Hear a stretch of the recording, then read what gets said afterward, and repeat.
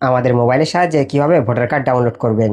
যদি কেউ নতুন ভোটার আবেদন করে থাকে, যদি সেই ভোটার কার্ডটা আসতে লেট করে, তো আপনি এই পদ্ধতিটাকে অবলম্বন করে সেটা ডাউনলোড করে নিতে পারবেন।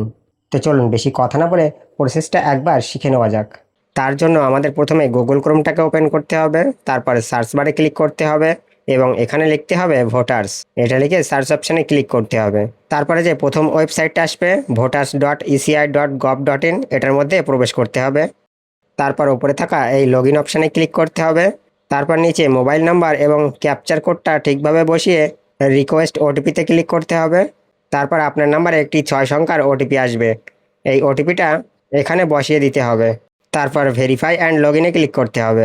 তারপর আমরা এখানে সাকসেসফুলি লগ ইন হয়ে যাব। তারপর এখান থেকে আমাদের স্ক্রল করে একদম নিচে চলে যেতে হবে।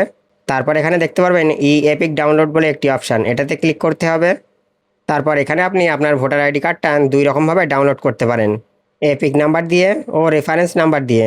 তো আমি যেহেতু এখানে ভোটার কার্ডের নাম্বারটা দিয়ে বার করতে চাচ্ছি, তো আমি এখানে ভোটার কার্ডের নাম্বারটা বসিয়ে দেবো এবং নিচে আমাদের রাজ্যটাকে সিলেক্ট করে নেব।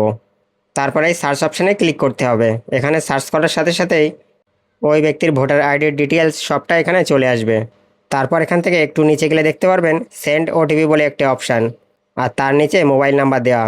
তো এই সেন্ড ওটিপিতে ক্লিক করবেন। এই ওটিপিটা সেই নাম্বারে যাবে যে নাম্বার ভোটার কার্ডের সাথে রেজিস্টার করা আছে।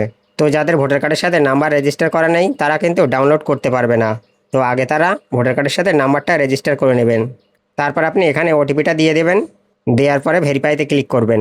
তারপরে আপনার সামনে ডাউনলোড ইএপিক বলে অপশান চলে আসবে, এটাতে ক্লিক করবেন এবং সাথে সাথে আপনার ভোটার আইডিটা ডাউনলোড হয়ে যাবে। এইভাবে আপনি যে কোনো জায়গায় যখন তখন আপনার ভোটার আইডিটা ডাউনলোড করে নিতে পারবেন। তো এই প্রসেসটা আপনি আগের থেকে জানতেন কিনা অবশ্যই কমেন্টে জানিয়ে যাবেন। আর এমন ধরনের নিত্য নতুন ভিডিও পেতে পেজটিকে ফলো করে রাখুন।